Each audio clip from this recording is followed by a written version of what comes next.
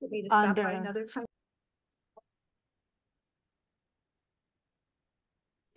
Are you ready? Can you just ask perhaps, Commissioner Dyken to confirm he can hear us and see us? John Dyken, can you hear us and see us? See Yeah, us yeah, and hear can you us. hear Okay. me? Can you hear me? Yes, but we cannot see you, but I see your name, so at least you're there. It's good. Oh, there you are. Okay. All right, terrific. Thank you very much. All right, so with that being said, what? I'm going to go ahead and call the meeting to order, and it is 7:05 in the evening. I'm going to ask everyone to rise for the Pledge of Allegiance, please.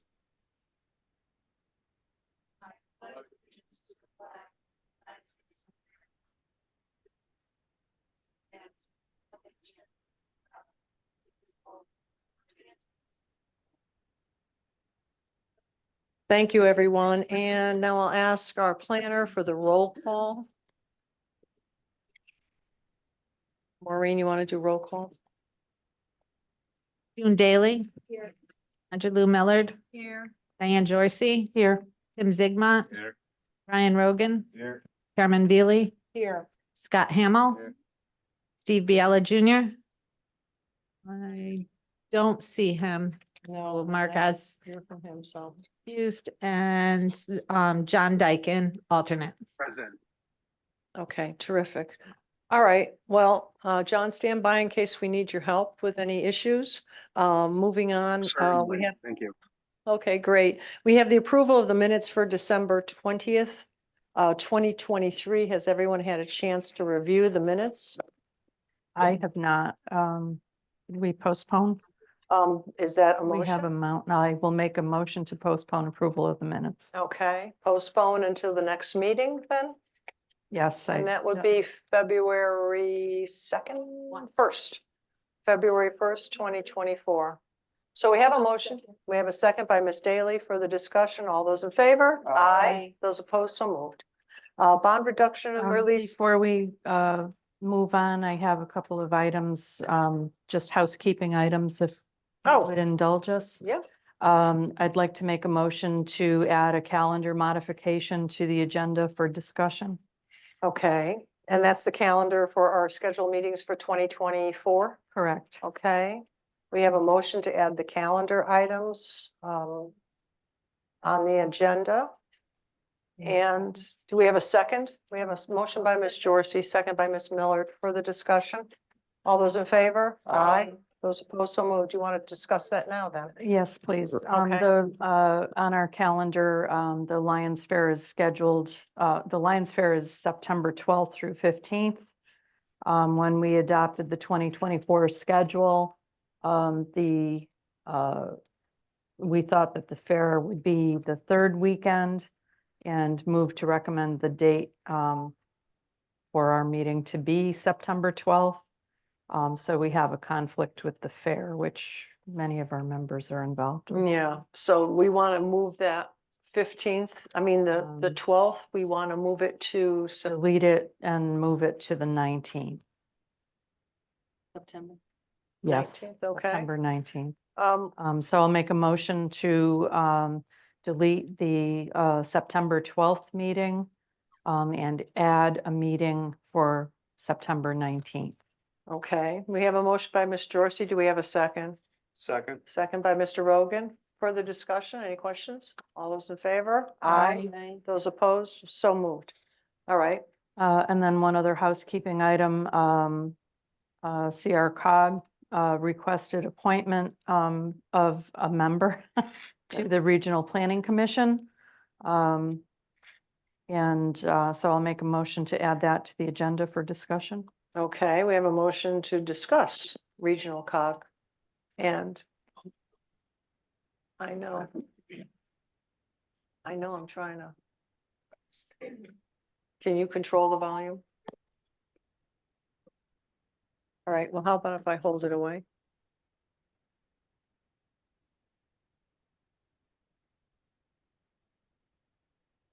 Well, we have a motion, so let's at least take the second so that we can. Second. Okay, thank you, Mr. Zigmont. All right, let's discuss. Okay, so CR cog is asking for a representative to be selected from the membership of the commission, regardless of whether or not their calendar conflicts with our schedule. And they're looking for that member to participate, to comment on municipal referrals. And they will note that Berlin's schedule may conflict with future scheduling considerations. Okay, do we know where CR cog meets? Zoom right now says, They do it all by Zoom? this year it says, Oh, the letter. I don't know. I turned mine off. No, I turned it off. that was me. Let's try this one. Okay. So the letter does state that, all RPC business is done virtually until further notice. So it appears as though they meet by Zoom. And do this we, Time, and there are in the package that it was on your desks are the 4 meeting dates at the, for 2024. March 21st and March 24th, which is a Thursday conflicting with one of your meetings.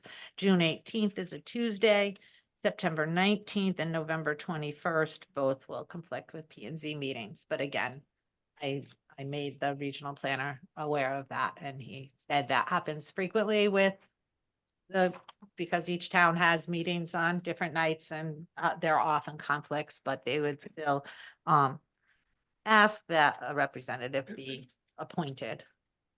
And if they have other business or they change a meeting date. okay, May I ask a question? yes, sure. The person appointed, do they? I didn't ask that question. I think they probably should be a full commission member. That narrows the field. I'll have to look. I mean, let me read through this really quick. Again, I read it when it first came to me, and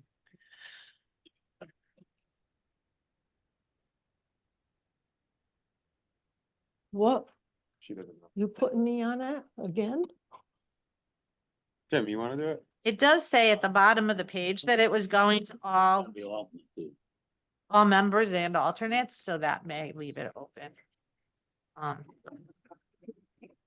Tim said he'd do it. Tim said he likes this. You like this? Tim wants I to did- do I it? did it for years with Bristol Regional, then Bristol John Crog.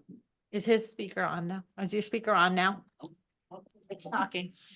Okay, Thank you. yeah, I did it for years with Bristol Regional Planning, and they joined Crog, so. Well, in that case, I nominate Commissioner Zigmont to be our representative. I'll second. Further discussion? Then all those in favor? Aye. Those opposed, so moved. Thank you, Tim. That's right, Tim, you Thank you, stepped Tim. up. Can I just clarify on the training? You commented on the training requirement. That's the training that the commission members Yeah. have to do, so you had to do it regardless. Oh, okay, So Already been done. it's not additional training. okay. All right. Well, that's that. What else do you have for us, Well, Diane? shall we discuss an alternate, or does it really matter as long as we have a primary? I think at this point. Well, the only alternate I can think of is John Dyken, but I just saw his eyes pop up. I'm open to it. I'm open to it. He's open to it, right? He's Um, open to it. I'm Well, open to because it. he's It's like it's something the that we need. Really most They asked- active, They did ask for an alternate. an alternate too? They asked for an alternate. Okay. Make a motion, John Dyken be the alternate. I'll second. The further discussion or volunteers? All those in favor? Aye. Aye. That's opposed, so moved. Thank you, John. Thanks, John. All right, what else do we have for us, Diane? I can go back to my regular agenda? Okay, so the bond reduction releases for 30 to 36 Commerce Street bond release for plantings installed 2022 per the settlement agreement. And apparently this is pending a satisfactory inspection done by our town and what do we have here on the bond? So we did, the zoning officer went out and did an inspection.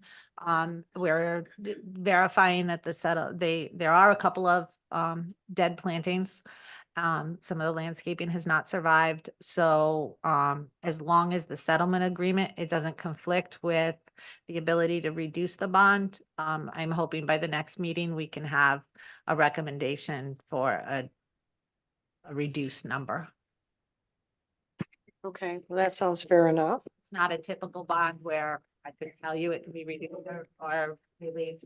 It's a bond that was subject to a settlement agreement, so we want to just make sure the terms in there don't otherwise conflict and come up with a number.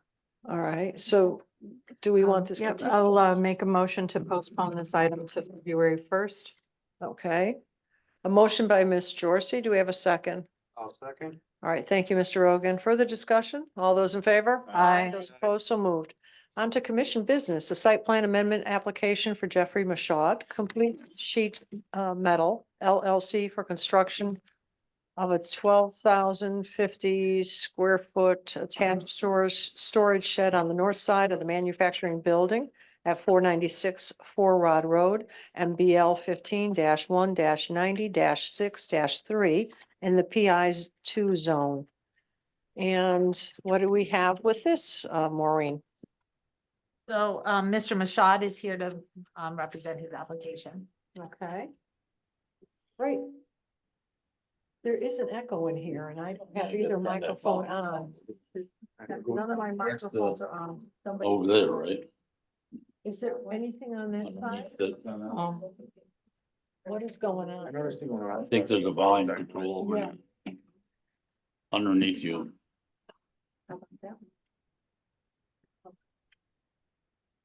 Yeah, but we're hearing that. Yeah, I think there's volume control over there and underneath that chair there or underneath him. See a control underneath there somewhere? I'll text the bishop and ask him. Used to be over there.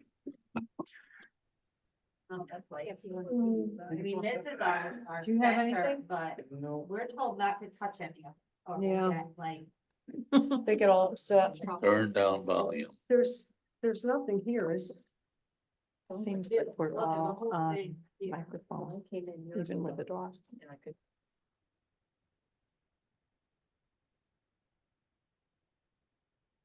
The echo is not terrible over Zoom, by the way. I can hear it a little bit, but everybody's coming through fairly clearly.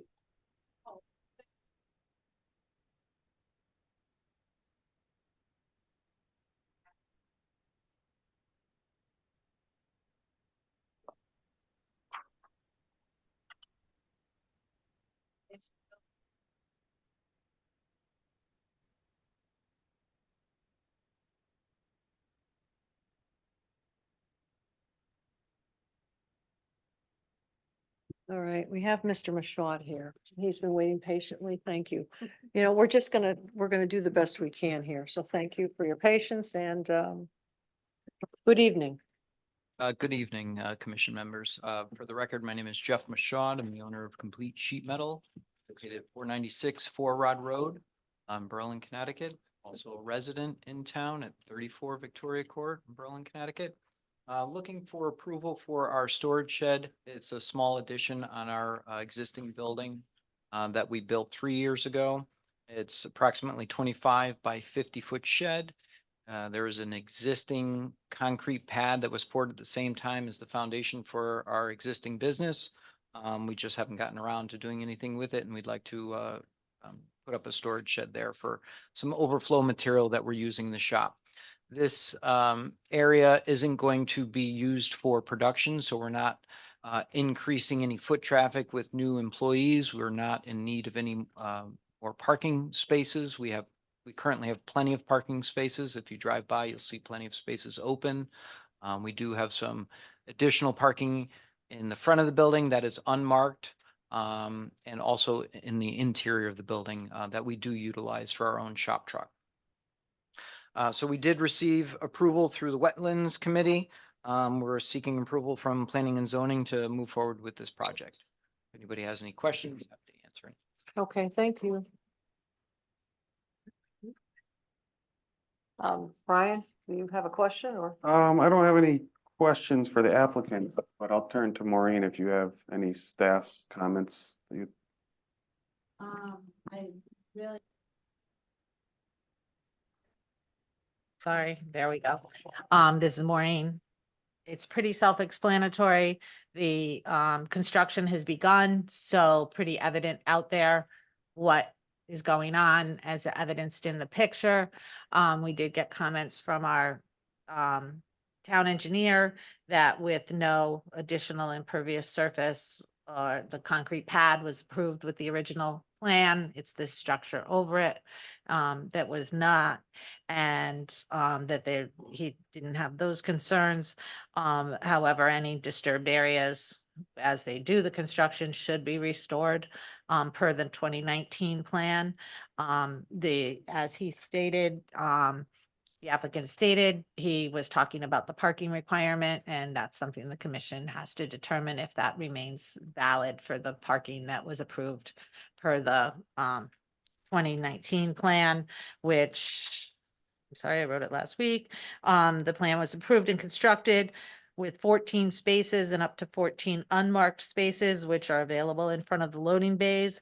That if you combine that, that does exceed the number of parking spaces required. And and whether or not this would be considered warehouse space where 1 space per 1,000 would be required, or it's an attached storage shed, which would be, we wouldn't typically have a parking requirement for a storage shed. And did you say there's parking in the shed? Not in the sorry, shed. not no. in the shed, There okay. is going to be a garage door in the front of the shed, just to remove, put material inside the shed. And I'm sorry, while I was playing with the volume thing, I didn't hear everything that Mr. Mashad said. However, he's represented in his application that the finish and materials will match the building, including the roofing, and Yes. will all be the same as he has now. Sure, go ahead, Ms. Miller. Will there be additional lighting put on the outside of the shed? Or, because I see, it looks like there's already some lighting at the top. There is exterior lighting on the current building. There will be no additional lighting on the exterior of the storage shed. Okay. I have a question. In the pictures you have depicted, it looks like there's a dumpster, or maybe this is a generator. I'm not sure. That's an electrical, box. Okay, so that's where your electricals are for the building. Well, the electrical panels on the building, you can see to the left, right behind that black Okay. truck, but to the right there, that's the transformer for the power company. Okay, Right, all right, thank you. and I can switch the screen. Top there. There you can see that. Okay. And this is the transformer? Yes. Anyone else? June? Yeah, it's not a question, but it just looks like that would certainly improve the area, making it with siding, it'll look more finished. I think it would Yeah, add value absolutely. there. Our goal is to not leave any material outside. And unfortunately, well, fortunately and unfortunately, we've been so busy that we have had to leave some material outside on occasion. And with this, yeah, and with this storage shed, we're going to eliminate that issue. Tim, you have a motion? I make a motion to approve, Thank you. with, staff's comments. And, was approved way back when, so it's just a reapproval, right? Yeah, we have a I'll second for discussion. Okay, we have a motion to approve by Tim Zigma and the second by Diane Jorsey, but discussion, go ahead, Diane. So we need to make a determination as to whether or not the parking needs to be adjusted. Personally, I would view this as storage as represented, and so the additional parking requirement would not be necessary, but I don't know if everybody else agrees. I'll add that to my motion. Okay. Anyone else disagree with that idea? Okay. So do we have an adjustment on the motion? Yes. Okay, and the second? Yes. Okay. All right, so that being said, further discussion? Then all those in favor? Aye. Those opposed? So moved. All right, thank you. Yes, you too. Drive carefully. Well, should I say just be careful because it's getting really cold out there. All right, we're going to move into the public hearing portion of our program. And I'm going to ask the secretary to read the call. Brian? Town of Berlin Planning and Zoning Commission, notice of public hearings. The Berlin Planning and Zoning Commission will hold public hearings at their regular meeting on Thursday, January 18th, 2024 at 7 PM in the Town Council Chambers, Berlin Town Hall, 240 Kensington Road, Berlin, Connecticut. Interested parties may join the meeting and participate in the public hearings in person or remotely as provided below. A, special permit with site plan application of Tom Kokomo Bros for proposed garden center use of wall pole at 398 Chamberlain Highway, MBL 8-3-12F-6A, property of DAT Investments LLC in the R21 zone. B, request for approval of a new event to the special permit use of the Berlin Lions Agricultural Fair Incorporated, 410 Beckley Road for Connecticut Pickle Festival Made in Connecticut Expo to be held July 13th through the 14th, 2024. The applications and related meeting materials are available at the Planning and Zoning Department, Berlin Town Hall, 240 Kensington Road, Berlin, Connecticut. Dated this 4th day of January, 2024 at Berlin, Connecticut. Brian Rogan, Secretary, Berlin and Planning Zoning Commission. New Britain Herald, legal notices / classified advertising, dates of publication, Monday, January 8th, 2024, Monday, January 15th, 2024, posted with Berlin Town Clerk, Friday, January 5th, 2024. Thank you, Brian. And Maureen, just for the record, I noticed that Steve Biella Jr. has joined our meeting. Thank So he's online, and thank you, Steve. All right, so the public hearing item A is the request for approval of the new event to the special permit use of the Berlin Lions Agricultural Fair Incorporated, 410 Beckley Road for the Connecticut Pickle Festival by Made in Connecticut Expo to be held July 13th through 14th, 2024. And I believe that we have Attorney Dornfried. Do we have Attorney Dornfried on the line? Looks like Mr. Bajorski. I'm not sure I said that right. Or Boris. Borisic? Maybe represent it. Mr. See Mr. Dornfried. Borisic. What's the name? It says Berlin Lions Club. Okay, I can't see, well, I just see a B, but I'm assuming that's Perhaps Berlin. Matthew is Connecticut Events Company, maybe. So that. there's two of us on this call. Jillian Perez and Matthew Solier were the co-owners of Connecticut Events Company that runs the expos at the fairgrounds. Okay, and do we also have a representative from the Lions Club here as well? No? Okay, I Alrighty. do see Bob is on this call. He's just muted. okay, all righty.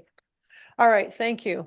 All right, so you want to sort of give us the high points of a pickle festival made in Connecticut? It's a unique So idea. basically, we own an event company that puts on approximately 12 events throughout the year, all different events. One of the events we do at the fairgrounds in August is the Made in Connecticut Expo.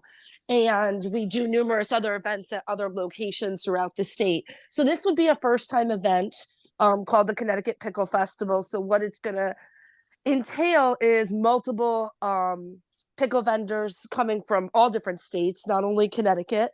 It's going to include vendors selling pickle themed goods. It's going to include food vendors selling specialized pickle infused foods. It's going to have some music, live performances. Matt, do you want to chime in on anything else? You could give a little bit more detail. Oh no, I mean that's pretty much covering a little live entertainment. Yeah, I think you did a pretty good job generalizing the theme of the event. So let me ask you, is this like a contest of who makes the best pickles, or is it just a question of showing the variety of foods that could be offered. So we will have, pickles. we'll have for like in terms of entertainment, we'll have some live performances. We will have like a homemade pickle contest, so people could make submissions, and then like our group of judges will judge them at the end of the weekend. We will also have like a pickle eating contest. And then it's all pickle infused food. So there'll be pickle vendors where people could sample from, but then they could buy the different pickles from those vendors. And then it's every sort of pickle food imaginable, like pickle cotton candy, pickle lemonade, pickle kettle corn, all different pickle themed items. Pickle pedal corn? What? Kettle corn. Yeah, Kettle corn, pickled kettle corn. Yes. Okay. Dancing pickles? We do have a pickle mascot that's gonna dance around the place. I'm intrigued. All right, well, I've never heard of this and I think it's fascinating. Thank you. I'm circling my calendar because this event is going to take place, July 13th and the 14th. What are going to be the hours? Do we know what the hours are going to be? Yeah, so on Matt, I believe on Saturday we have it scheduled 11 to 8:30, correct? And then on Sunday, I that's think correct. we're 11 to 7. We're ending That's correct. earlier. The distributed material said 11 to 8 on the 13th, so So that's the Saturday? note that as 8:30. Okay. Your Yes. Representation, or well, up to the commission, obviously, to limit the hours if required. Well, I don't Yeah. know. I mean, 8 to 8:30, it's going to be in July, so it'll be a longer day. Yeah, we always make sure to end our events before it gets dark, so we don't have to worry about exterior Yeah. lighting and And then stuff. on Sunday, is that Saturday and Sunday? So on Sunday, you're going to go till 7 on this? Correct. Yeah, we always Okay. shorten it. All right. And will there be, other than the pickles, will there be food vendors there? Yes, there will be. Okay. Will there be alcohol served? There will be. We have one caterer that we work with who has a catering license through the state of Connecticut. They will be Okay. the only ones serving alcohol. They have full insurance. They name us and they name the fairgrounds. And Okay. then we also have security on site, so no one leaves with any drinks or anything like that. Okay. All righty. And go ahead, Maureen. I You have a always burning to- question. I Okay. have to say things all the time. So, the police department made their comments, the police chief, which if you notice on the, description of the event, they really being a first-time event, don't know what their, expected attendance may be. Mhm. They have up to 2,500. They have from 2 to 2,500 listed on their description. So the police chief, as we understand it, his comment to be that any approval should include a condition that they coordinate with the police department to confirm they have provide the appropriate police services as determined by the chief. And Yeah, we're used to And- working like in we do another festival in Guilford, the New England Taco Festival. So we will definitely work with the police department to see if they want police on site, or the security firm that we use is a hired security firm as well. Sometimes the police departments are comfortable enough with the private security, but we will reach out to them. and I believe it requires a permit from them. And the health district, the comments were pending, but I'm gonna make the leap of faith as to the comment I know will be coming is that health department permitting is required and that they should coordinate directly with the health department to acquire that, and then any other permitting that the fire marshal or anyone else. Okay. All right. Commission questions? I'm just curious if this has been done in any other town in the state, or if you've, if your business has worked with something the same in another state and what that experience has been? So we have not done the pickle festival before. I'll just give you an example of the other expos we run. So we run the Made in Connecticut Expo, the Christmas in Connecticut Expo. We run the Milford Food Truck Festival and Open Air Market, Manchester Food Truck Fest and Open Air Market, the Waterbury Fireworks and Food Truck Festival for the town. We run the New England Taco Expo that's held in Guilford every year. We're running this year the Connecticut Water Glow Festival as well. Did I miss any, Matt? Did we hit, was that all 12 there? So- I'm sorry, Enfield in New Britain. Enfield, New Britain, and Glastonbury food truck Yes. festivals as well. Yep. To answer your question more specifically, a pickle festival, they did do one last year in the town of Bethlehem in the month of April. But we didn't go Oh, to it, but we heard yes, that March it was Farm. there. Yes, March Farm. But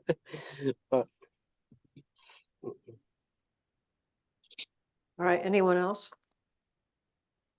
That's it, so. Public hearing. It is a public hearing. Well, thank you for that. Anyone from the public wishes to address the commission regarding this application?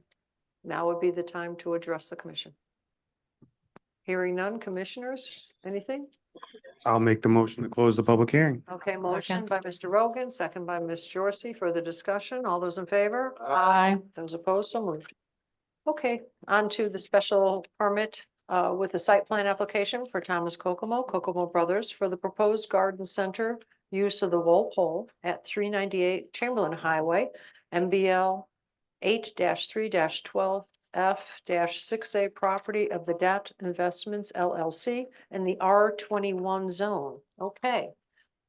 Mr. Kokomo, good evening. How are you today? Thank you. Good. Thanks for having me. No problem.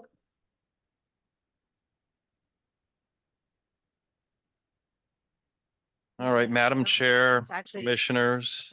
I was actually trying to email Brian and I got Oh. the IT guy and I got interrupted. Sorry. Yeah, that's okay. All right, I'm sorry about the feedback. But go ahead. Madam Chair, Commissioners, Thomas Kokomo for the record, 1 Fitzwilliam Park, Farmington, Connecticut, and DAT Investments, 365 New Britain Road, Berlin, Connecticut. Here tonight on behalf of Walpole in regard to expanding the garden center use as discussed previously in a few months back. As you're aware, the garden center was approved. The uses was approved back in I don't know, maybe the 80s when Mr. Hall was there. And at that time, I found out as I went to the economic development meeting, at that time, the garden center had a wide array of uses and retail sales type of operation and some landscaping. I was hoping that maybe the economic department put something in writing for you. I'm not sure. I haven't seen all the feedback yet.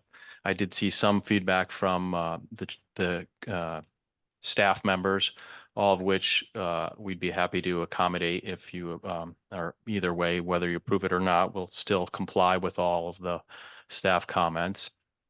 The property was approved again back, I believe, in 2019 for a CT Grows, and that business went out of business. And for the past 2 or so years, the property's been in a state of disrepair.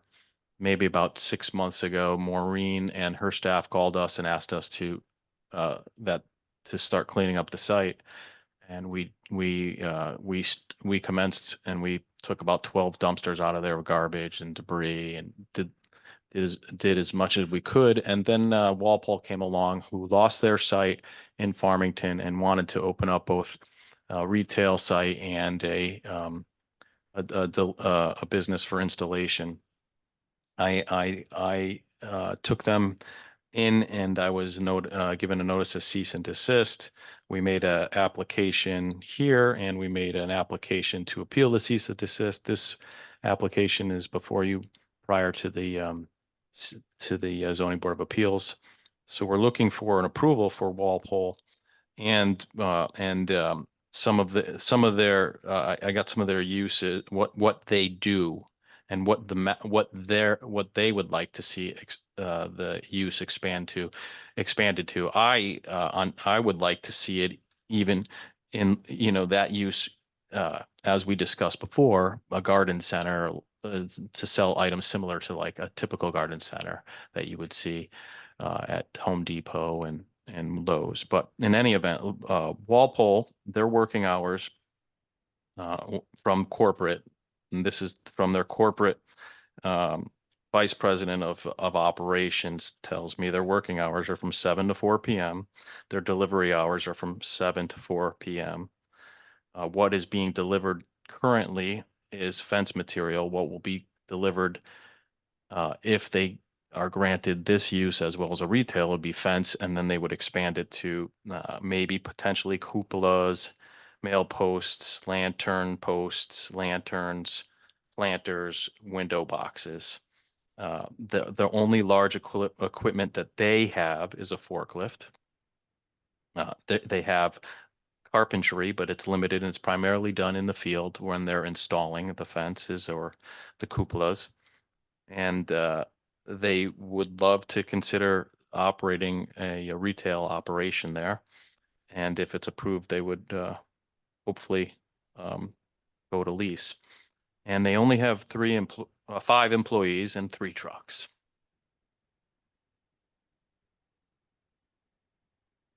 The days of operation, are they 7 days a week? No, Monday through Saturday are their formal operation hours.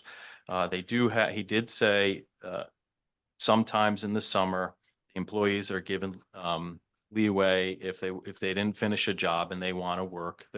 They're paid per job, for example. So if they didn't finish that job if they finished a job out in the field and it was 4 o'clock on a Saturday or 12 o'clock, whatever time they wanted to check out the afternoon, they've given the option to go home. And then they could come back on Sunday and put their trucks back and do that. So potentially they would, if they didn't finish a job, they would be back there on a Sunday afternoon or Sunday morning. Okay, but the building itself, would that be open? Oh, if they were a retail operation, no. Okay. So what are the hours? You said Monday through Saturday. Says Monday through, he's got Monday through Friday, 7 a.m. to 4:30 p.m. And on Saturday would be, if retail would be 7 or 8 a.m. to 12 p.m.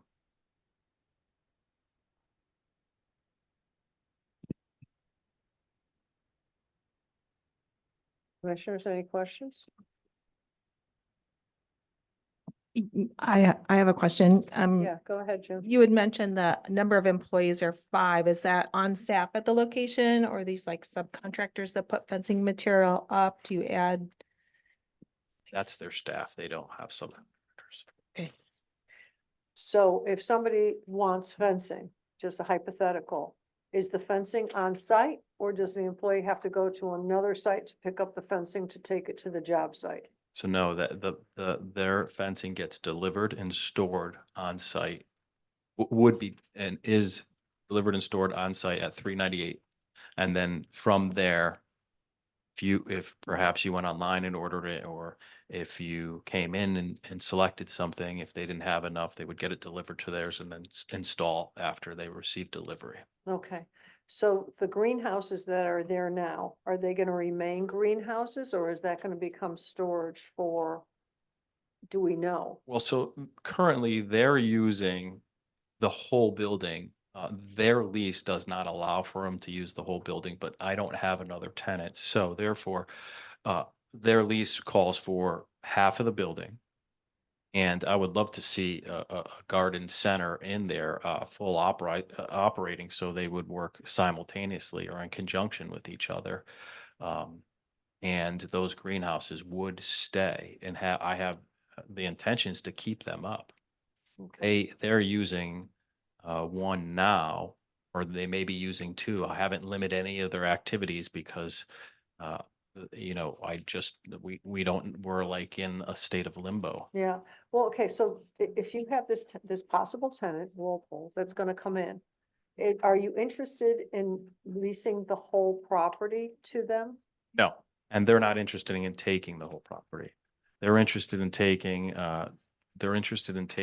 half of the building and one greenhouse for storage, and that's all. And then a dumpster area, and then an area for forklift, and then an area for truck parking in the rear.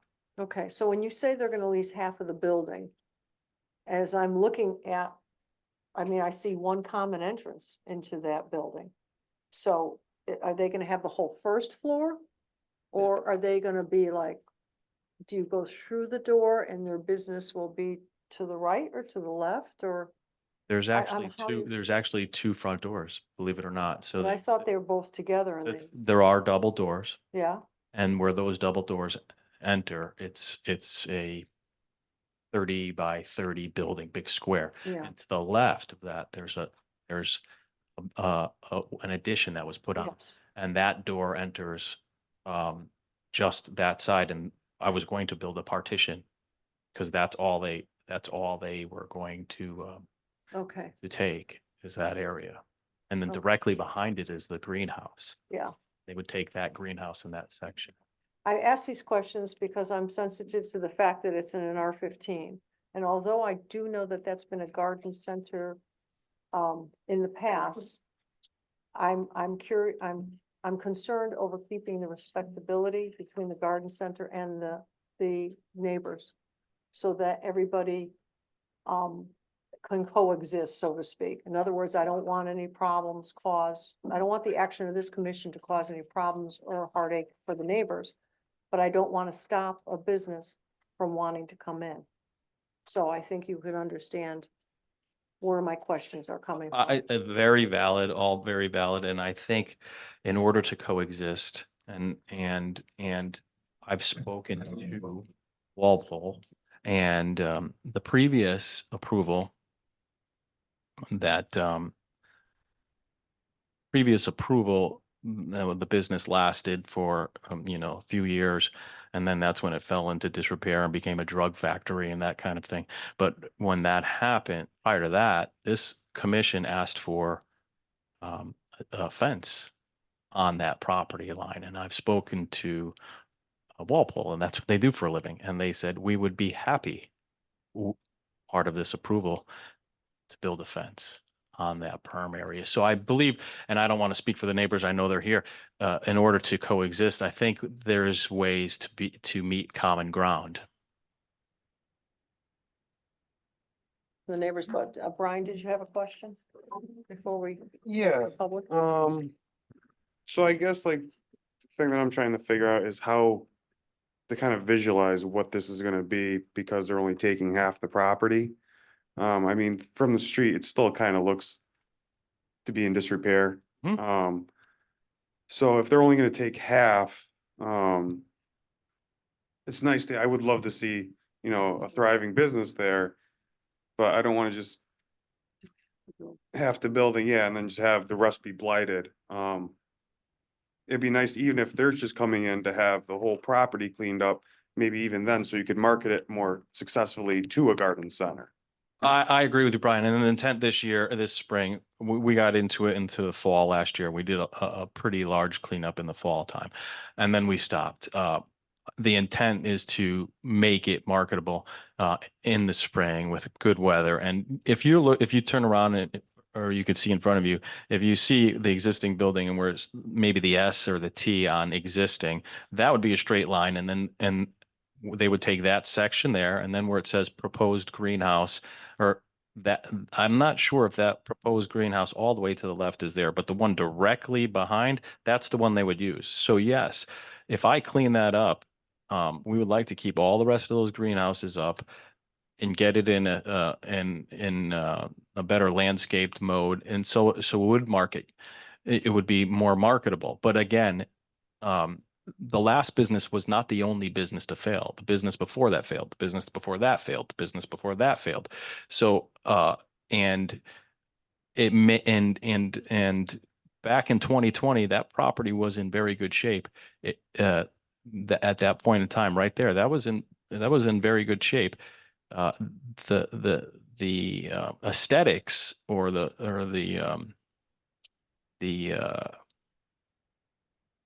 drive-by look of it didn't make it it fail. It failed for many reasons, but I believe in the previous tenants there stated, they just became too restricted, and I think that's what we really need to speak about. Now, obviously, keeping then you can see the neighbors right there to the left, those two white homes. And then to the right, that nice white home with the pool. To keep those, to keep those people happy, they do have a pretty good buffer in the spring and summer, but when the leaves are down, you can see in there and you can see it in disrepair. And you could see way up in the back left-hand corner, there's a lot of tarps. Yeah, those got to get cleaned up. And then in the back over there, there's still, Brian, that needs a lot of cleanup. But I do think besides that, we really need to think about expanding this garden use overall. If you perhaps want to see, a thriving business there. If not, it can be subdivided and we'd get two homes and maybe that's the answer. I don't know, but.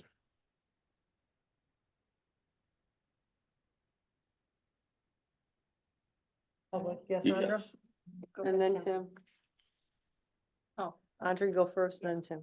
Just a couple of questions. I'm looking at an email that came in and see if I can get to it. You're pointing out selling ice cream and coffee. Is that part of Walpole's? No, that's not. That was just maybe brainstorming with Maureen or Paul when CT Grows, when they were operating like in the beginning of COVID, they had ice cream trucks there. They would bring them in or coffee trucks, and that drew customers in. So I just brainstormed a little bit with Maureen. Hey, it worked for a little while. Maybe if someone came along, just to put in the back of your mind, if a new garden center came along to operate like you see in that picture, it's tough to compete with Home Depot. It's tough to compete with Lowe's. The guy on Mill Street's open for 3 or 4 weeks and he's gone. So other means of enterprise, I guess. Okay. I'm not in favor of that part of it, so. No. All right, Tim? Yes. Just looking at that picture and now remembering it back in 2020, I guess it was. That fence was supposed to be put along the property line that you mentioned. That was one thing that was insisted by the homeowners and we agreed with it. And of course, looking at it, I look at the north side and the house with the pool, that there should be a fence on that line too. Now, if I remember correctly, the existing greenhouses that are out there are all behind the building right now. What's that to the right there? That's an accurate depiction of what it looks like now in regard to greenhouses. Well, what I'm asking is that the greenhouses behind the building itself that are existing, and then the one to the north, if this is a company Walpole that wants to go in there and they do swing sets or gazebos and stuff like that, they're gonna want to display their stuff outside. So I'm looking at that area to the north of the building, that if that was cleaned up, then that could be put like a park in there and display their gazebos and swing sets and everything else. And that would probably improve the area. So I'm just thinking of stuff to improve it. Of course, that fence is I can't believe that was never put in. But the place, you're right, has been underutilized for a while, and the businesses have failed. And then there was a fight with the town, what they could sell and what they couldn't sell. And the building itself is a nice looking building when it's clean. And the parking lots, I see needs lining and stuff like that.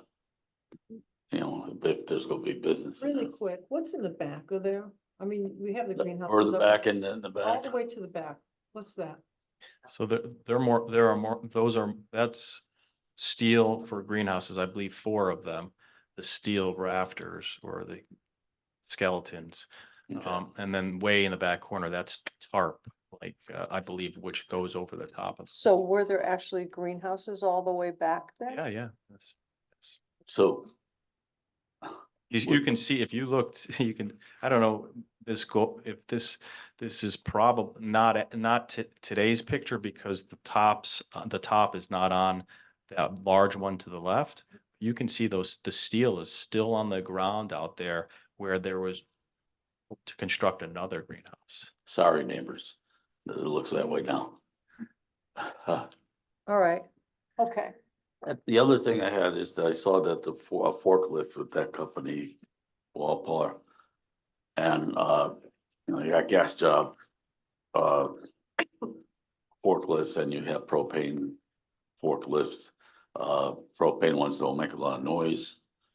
And, I noticed in the old regulations, it said no gas powered, stuff be used out there, or, so it's either gotta be propane or hand tools or whatever. So I just wonder if that's a problem. Okay, I do want to make sure that I can give the public a chance to do some input. Okay, so go, yes, yes, Oh, I'm sorry. okay. Speaker wasn't on. And well, first off, for the speakers, IT responded that if we all turn our speaker off and then turn them on one at a time, hopefully we can identify which one's causing that feedback. They're all, hers is, mine is, and, Mine's off. and Brian. I guess we could.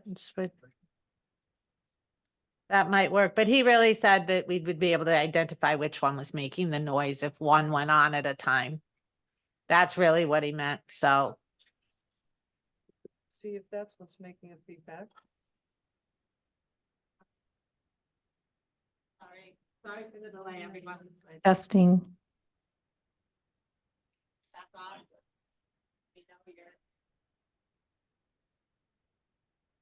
I guess I'll talk.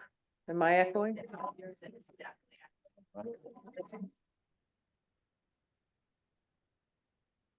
Too bad. Test. Test. Oh, this is loud. Best.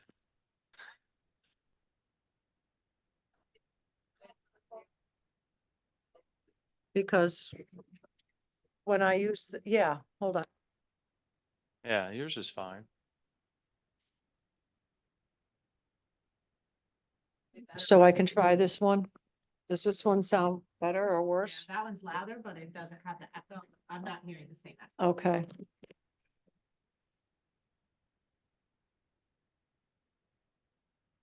Let's turn the whole speaker off.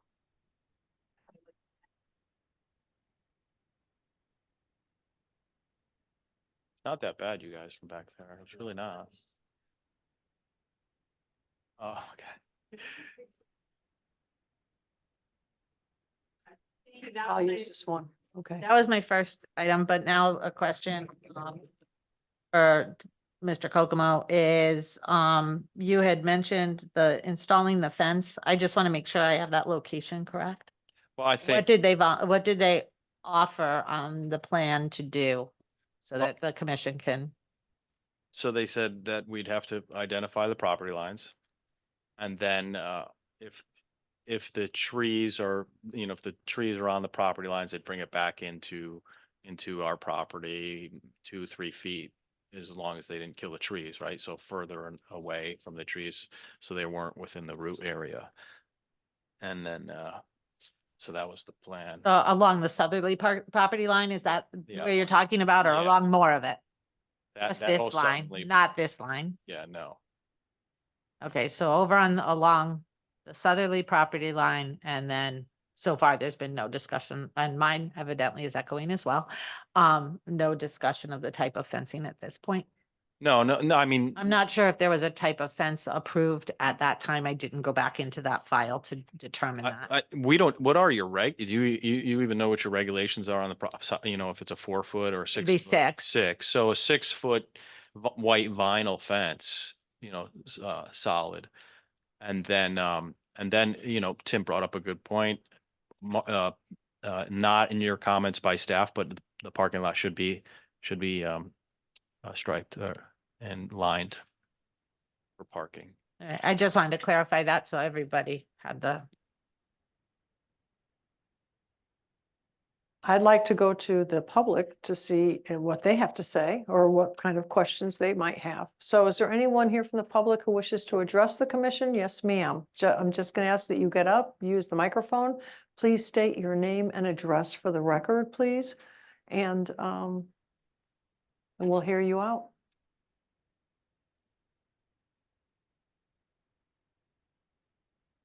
Okay, my name is Dolores Nye. I live on 4 Vineyard Drive. Okay. Well, when Mr. Kokomo was running the business, he promised to put a fence up, never did. Okay, and now he's saying they want to put a fence up, and I have doubts about that.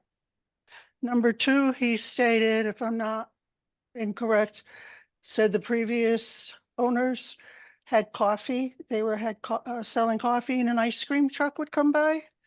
Did he say that? Yeah. Well, that's incorrect. I live in the back, never, because I would go over there a lot.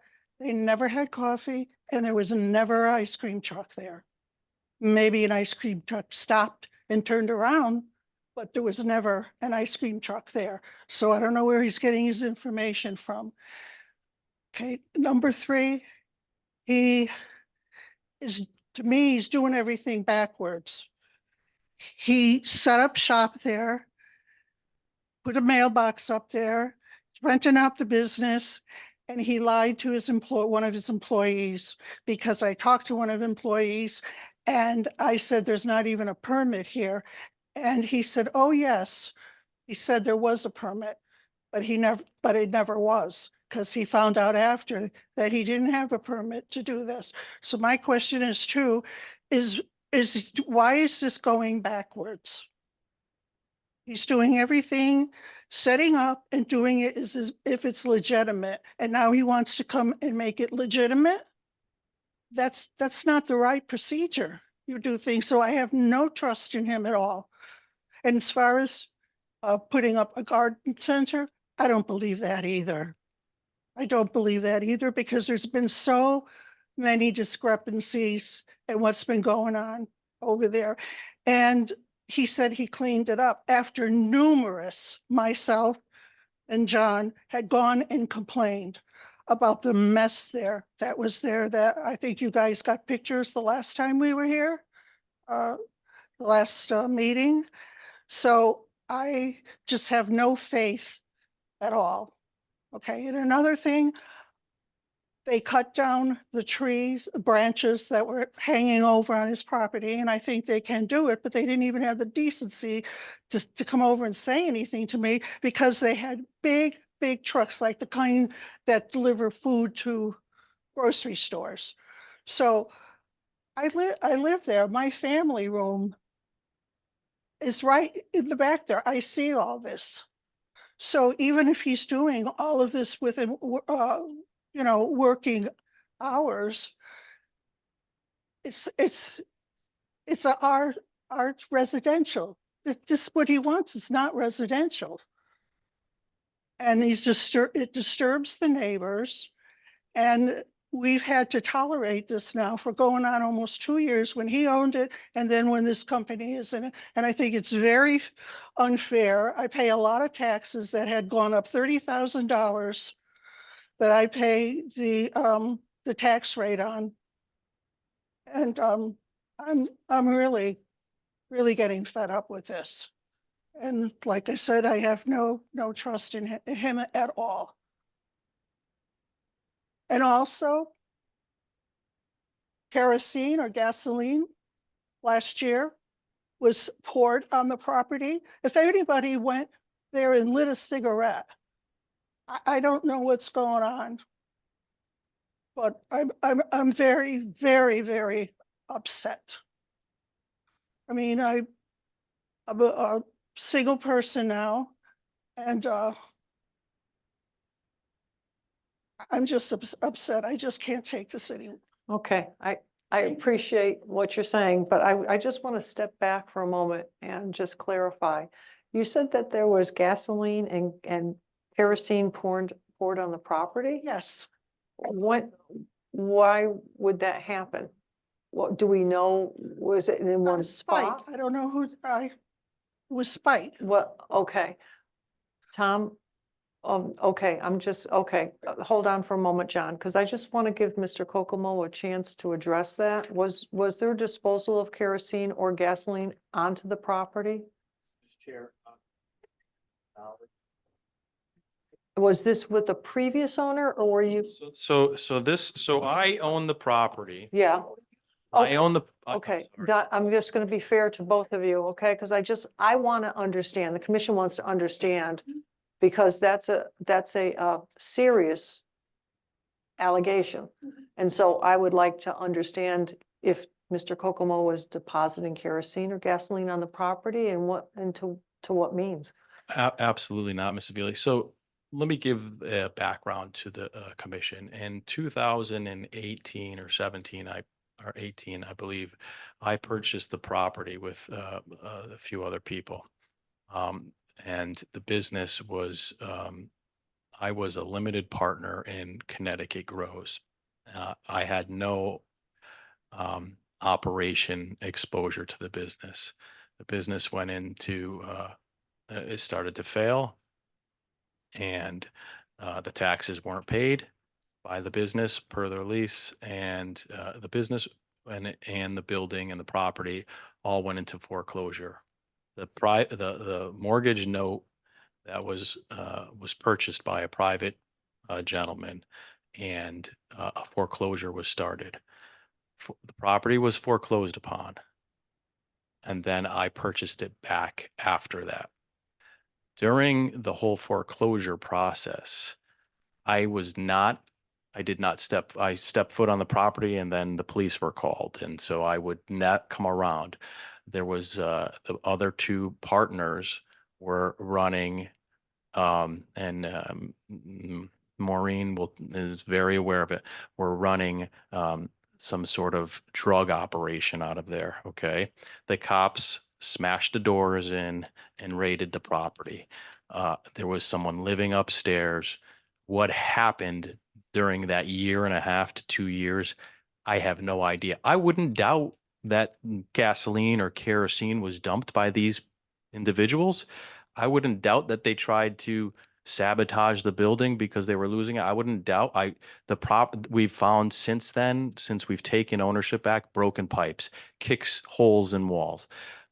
When the property was approved, there I was never part of the approval process the last time. I did not know about, I immediately about the installation of the fence until the property went and the business failed. I recognize what's going on over there. I feel badly for her, but all I can tell you is for 2 years, I was absent from that property while it was in foreclosure and so forth. When the business Connecticut Grows in there, you said it was a limited partnership? I was correct. So it was part of an LLC? That is correct. And so you were sort of just a member of that team, but Correct. you were not involved at all? I was not involved at all. I was, I was told by the other partners' counsel to stay off the property. I was told by my counsel just to stay off the property, let this all, you know, play out exactly. And so I went there on a few occasions, and it just created, chaos, because I would see the disrepair of the property, and you know, I have some personal pride, and if you come and look at my home, it's impeccable. I didn't like the way that things were going, and that's why I came back and got back involved. And I told Maureen and we did clean it up. We didn't clean it up satisfactory, and I'm compelled to do so. But what went on for that period of time, ma'am, I had nothing to do with. So just to confirm, the people that you were in the limited partnership with are no longer part of your partnership today? Today, Dat is my brother and myself, and that is it. None of the other elements of that limited partnership exist, No, and they have no say on what's happening with this property. none whatsoever. And you are the sole owner of All that all property. on me, and we'll put a bond up if we have to. Okay. All right, I just wanted to make sure that I understood with the history of this place, who had the ownership and who bears the responsibility in the past and in the present. So I want to be able to make those lines clear for myself. Okay, all right, so I appreciate that. What's just going on? Somebody. Oh. As far as a drug business going on, somebody made an erroneous phone call and they did have people, they did kick in the door and there was nothing there. So there was no drug business. And the person that lived upstairs, there was a person there that would be on the property all the time. And I went over and I asked him, he said he used to work there, but since it closed, he doesn't. And he was bringing men in. And I'm not going to go on any further than that because I found evidence of that there. Okay. And then he was told, I don't know who told him, but he was told not to come back. Okay. And I would see it. So I'm not getting this from somebody else. I would see it and they'd go into the building and there were no cars there. And I'm there thinking, what's going on? So after they left, I went in and I found evidence of whatever. I'm not gonna go on and say stuff, okay? And as far as the fence was promised before, while they were applying for it, because I brought it up at the meeting. So this isn't something that was after the fact. That fence was promised before. So that's why I was a little bit upset and I don't have any faith that it's going to be there. And I'm upset now. There's probably other things that I just should have wrote.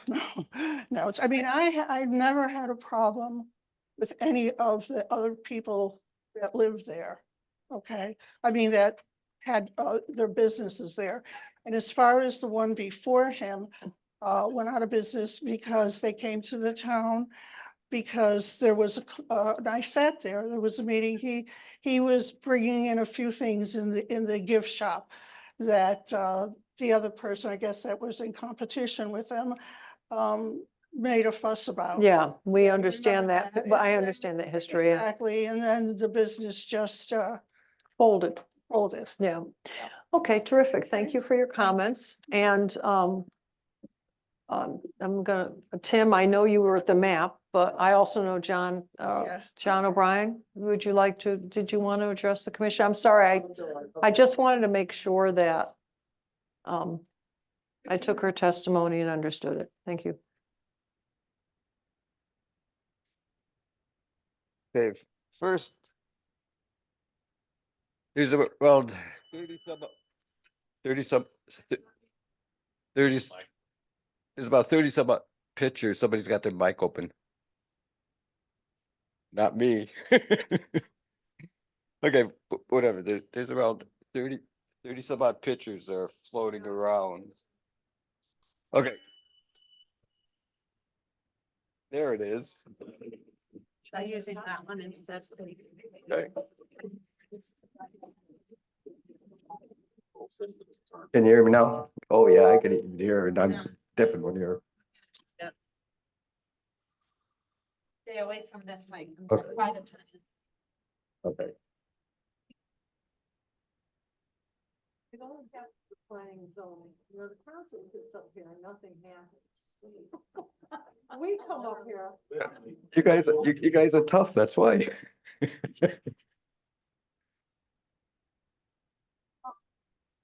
Okay, is it too loud now? I'll just email Brian again. No.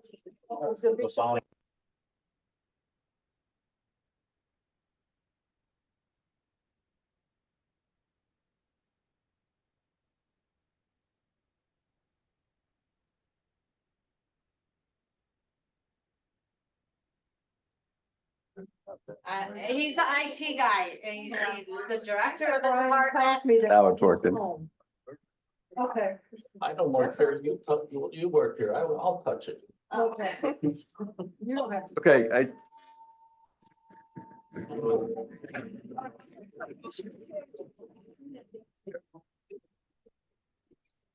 how about now? Yeah. Okay, June will hold it. I just laid down there. Go ahead, talk, I'll get it.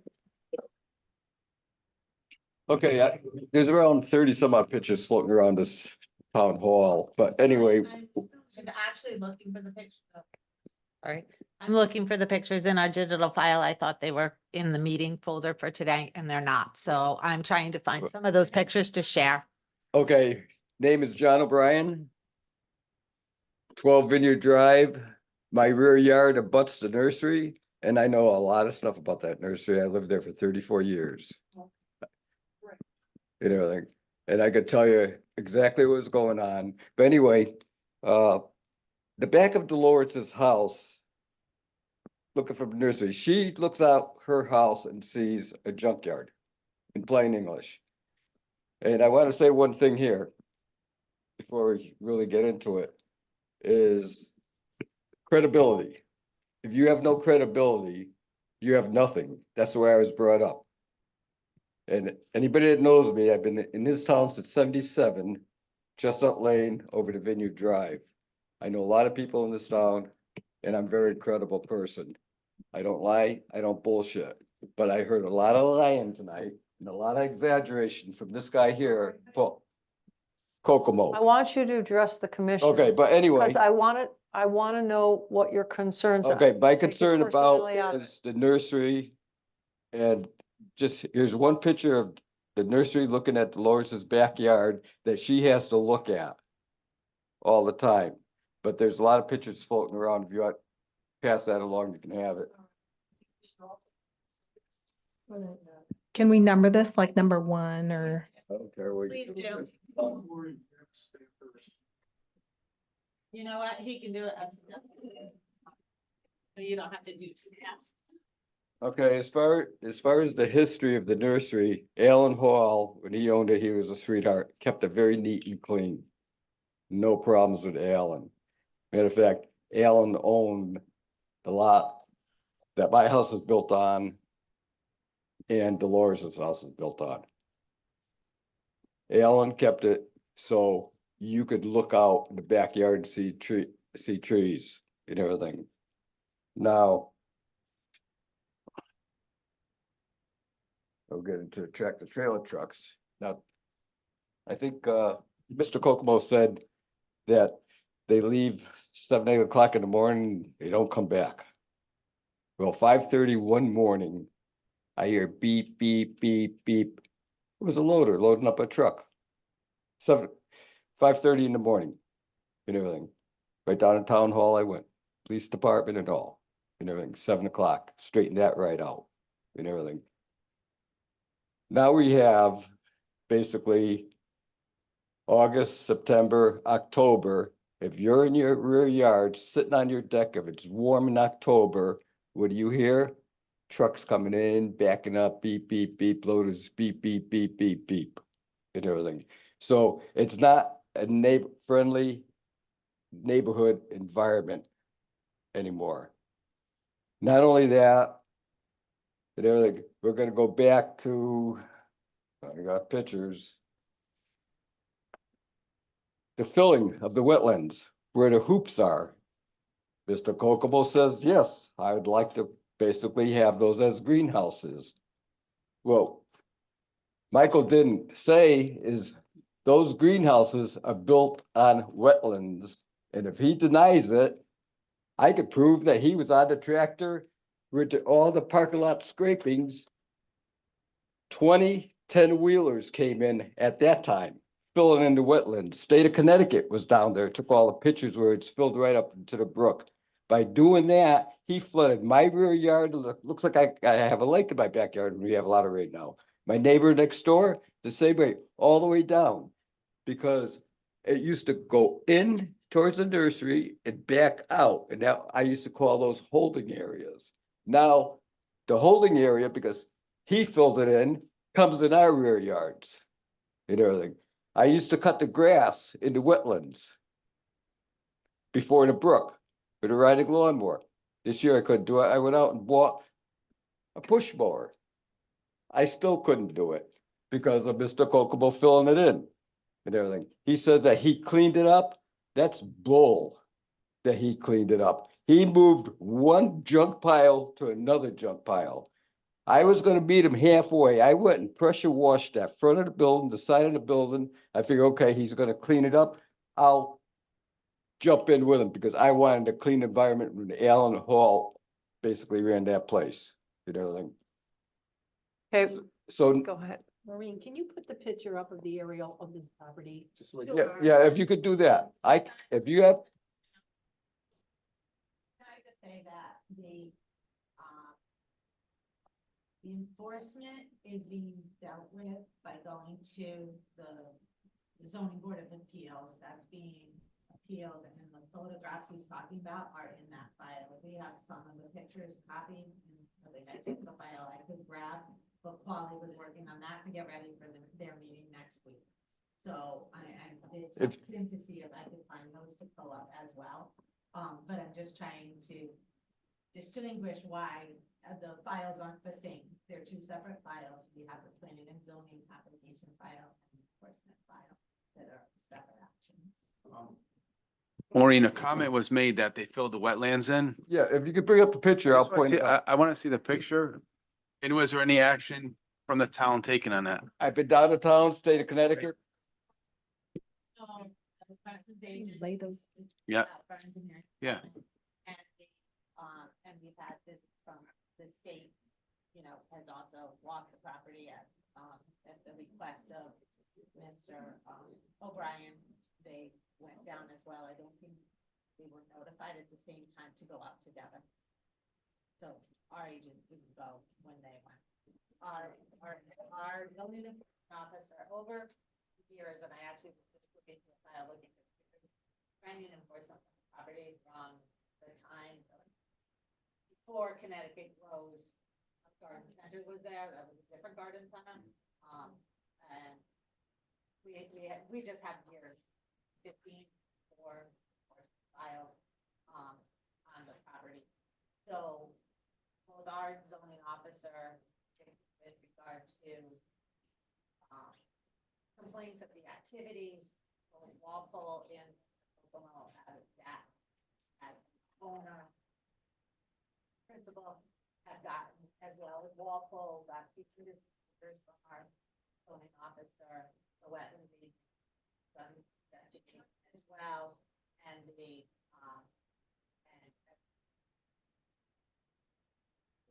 So if I may, Okay, you those go right no, but those, the property that we're talking about, I understand what Mr. Coco wants to do.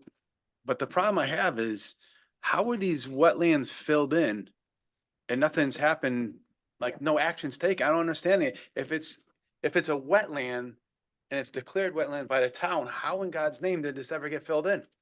So Hold on. I think there's some discrepancy as to the extent of work and the investigation. I don't want to speak for the wetlands agent and or. But what I'm saying is anyone been out from the town, from wetlands to see, As far as I know, yes. That's and nothing's exactly- happened? There's been investigation, there's where the delineations are, and there's some discrepancy as to the. My understanding is there's some conflicting conclusions with So- regard to the extent of any possible violation. So the question I'm gonna ask, as Madam Chair just said, why are we even looking at this? So from the use of the property standpoint, with Walpole being at the property, they are a use operation Mm-hmm. with regard to a garden center. As I understood it, Mr. Kokomo was applying for the continued use of the garden center with an redetermination from the Planning and Zoning Commission as to what type of services could be included in the garden center. as well as the accessory use of Walpole being there as a tenant accessory to the garden center, being the principal use of the property. And should permitted business be allowed on the property or authorized to locate on the property, then violations are rectified by an approval. So frequently you have a violation rectified by coming to the Planning and Zoning Commission to get approval for all or part of that violation. The violation of wetlands. Yeah. Is a wetlands, the Wetlands Commission has purview over that. The appeal was, had to be delayed at ZBA when it was originally scheduled anyway, but it made sense to delay their review of the appeal of the order that's a violation, because if the violation gets rectified, the zoning violation, we're talking zoning, Yep. this is planning and zoning. So the zoning violation is rectified by an approval, or not rectified by, or continued by the not being approval, then it makes sense for them. But they act on a violation that, which comes, but usually, planning and zoning commission approvals can be done to rectify a violation. Joan, Yeah. Thank you. I guess basically, I'm way away from that mic. Back up.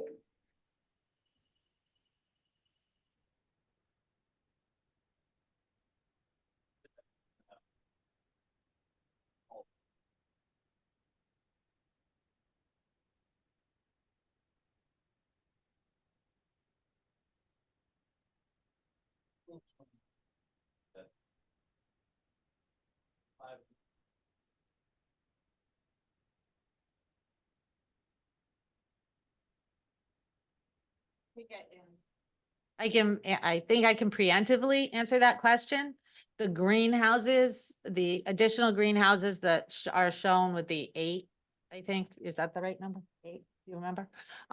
With the 8 greenhouses only required permits because they're greenhouses. So they got the permit on the large, I believe we copied that large map into your package. Is that the one with the greenhouses on it? The large package? The large map. Oh, okay, the little map. The little map has the greenhouses. That's the one that went with the building permit for the greenhouses, and those were permitted because they didn't need to come here for approval.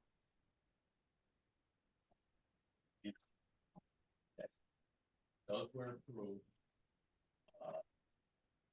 And another one back behind the easement, down to the, towards the wetland.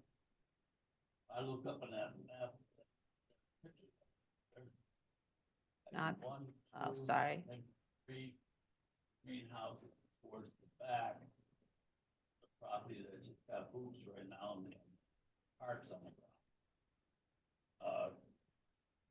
And I'm looking at the side yard from the easement back to the wetland. It says 20 feet. On the bigger side. it says There? 35, 36 that- feet. What are you talking Okay, there? Those greenhouses back there are longer than. Okay, so there's a violation on the property right there. The greenhouses are, I believe most of those greenhouses are 100 feet by 20. Well, I have the plan.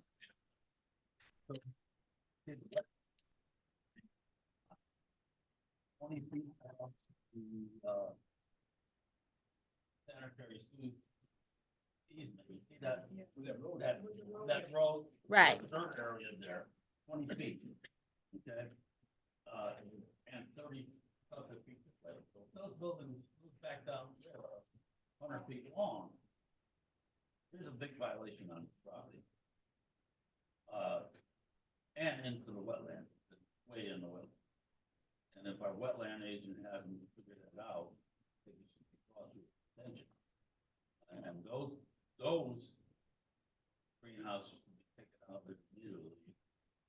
I Will take a lot of, I don't think I'm following that. behind the building. Behind the building. So that five- The road, yeah, five- Behind that, there's another row of greenhouses back there, just roofs. right. 1, 2, those greenhouses are not approved. Yeah, they were on that building permit. The permit, There's one back oh, only one back there. Okay, I'm sorry. that- I'm following you now. I got it. lot. So there's 100 I was looking at the, So if they're 25 feet by 100. That's one that was approved. is this way, goes this way, should be drawn there. Yes, The other one- okay. That's what we approved. Zoning violation is totally. I put these are the system on that immediately. Okay, and that correction has to be made, and whatever, and that's in the wetlands, you see that's in the wetlands, because just the measurements on this property that I see, that those greenhouses in fact are probably half of them on the wetland. I'm assuming that road is filled in, I don't know that, because I never been out to the property, but I'm looking at, I see the violation. Just looking there right now. So as far as I'm concerned, we should not act on our violations that are approval. Not act on any approval on this. Our approvals are at least to our, you know, our regulations, our approval. It's not. That got all corrected back there and brought to our approval, the land line established and done, and get it back to our approval. Now I see us working with the applicant to improve the property, which I wholly isn't, I didn't improve the property. Okay, but I won't do anything when it's violation. No. Yeah, well, I understand where Tim's coming from. I think if you read the staff comments, staff asked for wetland delineation. Didn't Jim ask for it? And we've hired someone to get out there. But I don't even know what that map, what date is on that? I mean, that's when they were in, 2020 now. that's no, I'm asking about the Google map. I don't know, I don't know what that's up there. Wait a minute. Done. This There we one's go. 2020 map. No, I understand, Tim. Like I said, I wasn't privy No, to no, that. I hear you, Chuck. Yeah. I hear you. Inherited this. All Yeah, I know, I inherited the mess, and so so I thought that Tim, So if all that was cleaned up back there, Tom, right now. That violation, and you establish that wetland again, because the wetland's asking for establish the wetland again. so give me some directions, if you want me to knock all that. I would knock, I'll clean that all up, throw it in the dumpster and get that all out there. All right. And meet with the wetlands director and see if you can establish that. I have met with Jim. Jim's been to the site. Jim's been to the site and Jim's just said, get a third party wetlands agent out there. We hired one. But you can't, but the reality is you can't test it now because of the weather. Well, I agree with you. So that's gonna be the spring. So, right, and so, I mean, I get where you're coming from, guys. I do. I inherited it, so I'll deal with it. We'll get rid of all that stuff. We'll get the delineation, but I guess at the end of the day, is we came here not to talk. I don't know. Maureen would have to, about expanding a use, right? And I don't want to discuss hyperbole and conjecture or any of this other stuff. I just want to talk about the proposed use and how to, if it was approved, you know, to put stipulations on.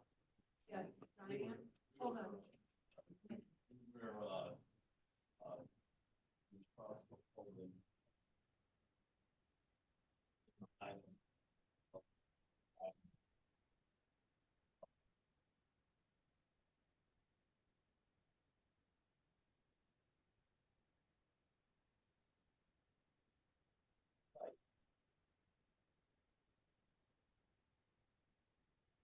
I think Diane, not to cut you.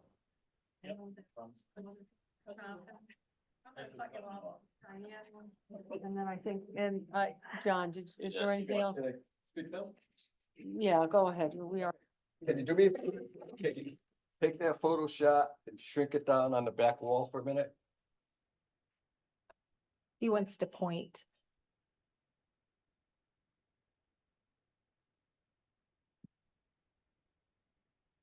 Okay, I'm gonna tell you the truth, I'm not gonna exaggerate or, You know what? It will not work this way because you won't even be picked up by our other recorder. So John, can you come up to my screen perhaps? And we'll use the cursor on my screen because this is not.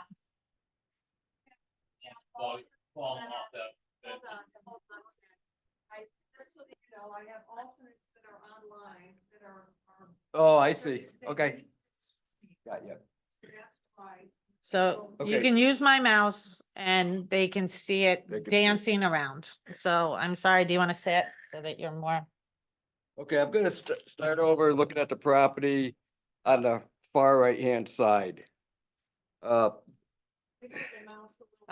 you know what? You can do it on this one. This one's actually better. You Alright. use this screen. Or yeah, or you point and I use the cursor, either way. Okay. Come over to this house here. That was Alan Hall's house. That was over. Right. Oh, okay. Now, that house, since they filled in the wetlands, gets 3 inches of water in the basement. They had to go out and buy a sump pump. Got pictures of it. Okay. Okay. Well, the wetlands, the Army Corps of Engineers is getting involved now too. Hmm?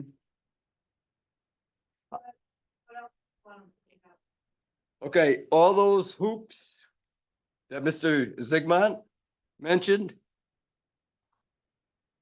Alan Hall, which I was very friendly with, I believe it was around 50 to 75 feet behind basically the fiberglass nursery part began the wetlands. All those hoops and all that, there's a total of 20 10-wheelers. This past spring, another 10, I believe they said it came from another part of town, all that fell. And who was on the tractor pushing it into the wetlands? It's pushed right up to the brook. There's no more basically area where an overflow or basically go in there. It comes into my rear yard and down the line on Vineyard Drive. Who was on the tractor? Michael. Now, Michael can't say that he didn't fill it in because he has no credibility. Okay? Now, as far as what my neighbor Dolores was saying, it was mysterious because all those hoops in the rear had plastic on them at one time. And mysteriously, someone that night came and cut them with a razor blade, all plastic. At that same time period, the caretaker of the place, we're gonna call him, there was 5 gallons of kerosene. That was dumped into the ground right behind the nursery.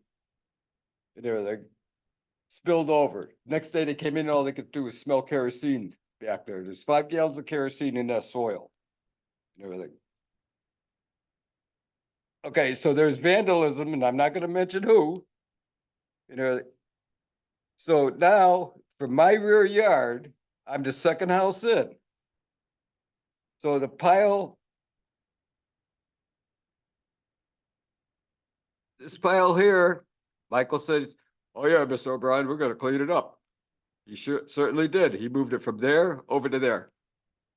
So when I'm upstairs looking out my window, I can see all this mess. It's a junkyard. Not only that, but Michael said, well, the trucks go out in the morning and they don't come back till the next day. That's bull. They go out 7, 8 o'clock in the morning, and they come back every night at 5, and you hear beep, beep, beep, beep, beep, they're all backing up. You know, like, nice residential neighborhood. You know, as far as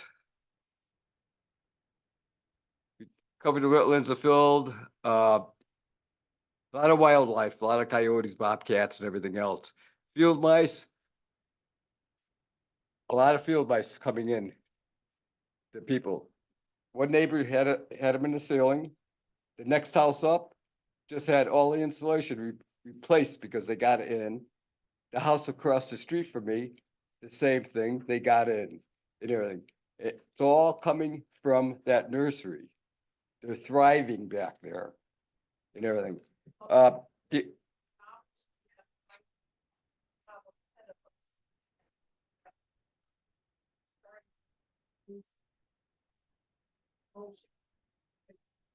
Okay, can I say one more thing? No. But, well, we're frustrated there. We are so frustrated that we came from a nice neighborhood, good tenants in the backyard. Drug house, it was never a drug house and everything. The kid that lived there, like Dolores said, had friends over. The kid was gay. I don't care.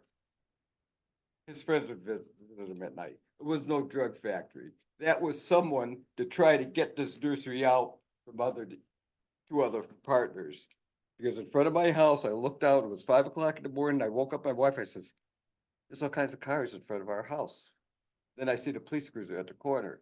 Then we heard the crashing of the doors. Because someone called it, said, they're selling drugs out of there. It wasn't true. It was not true.